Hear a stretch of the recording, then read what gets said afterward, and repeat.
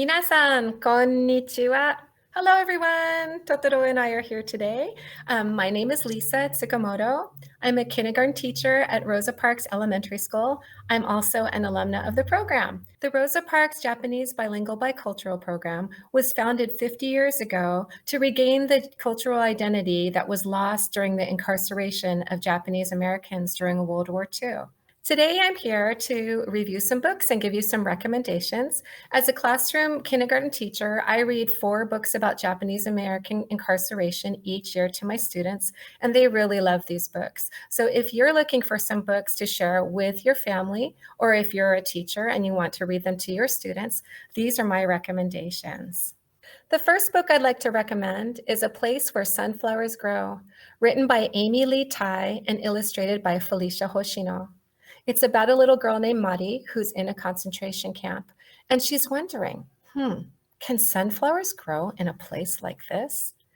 And so she plants them, and she's really feeling upset about being in camp. She's also taking art classes from her grandmother. This book is really nice too because it's written in English and in Japanese, so you can read it in both languages to your children.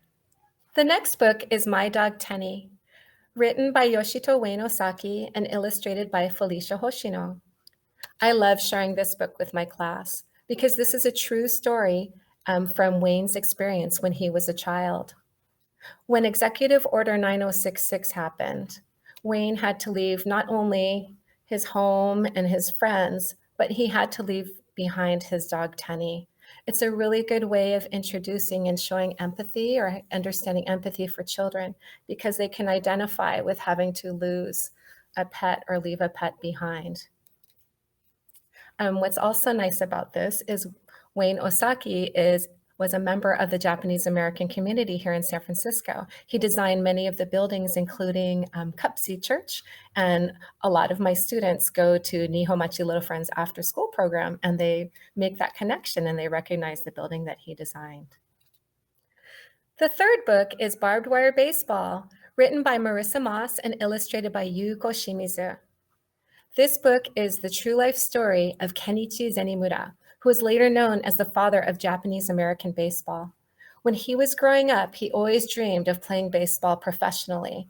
His family discouraged him because he was very short and he only grew to be 5 feet tall, but he became a baseball star and he played with Babe Ruth and Lou Gehrig. I like to read this book and also read about Willie Mays and Jackie Robinson and talk about breaking the color line in baseball. And finally, my last recommendation is one that's very special to me. It's called Hello, Maggie. I read this every year to my students and they fall in love with this book. The author's name is Shigeru Yabu and the illustrator is Willie Ito. This is a true story from Shigeru Yabu's childhood. Shigeru Yabu and Willie Ito both grew up in San Francisco. It tells about Shig, as he was called, when he was a little boy in San Francisco when Executive Order 9066 was issued. I'd like to read you a little bit of it. Hello, my name is Shig. I'm a Japanese American living in California. I would like to tell you the story that begins when I was 10 years old and met my friend Maggie. We were a happy family living in San Francisco. My parents were busy with our dry cleaning store. I was a busy boy playing with my pets. Then, on December 7th, 1941, we got news that changed our life. World War II had begun.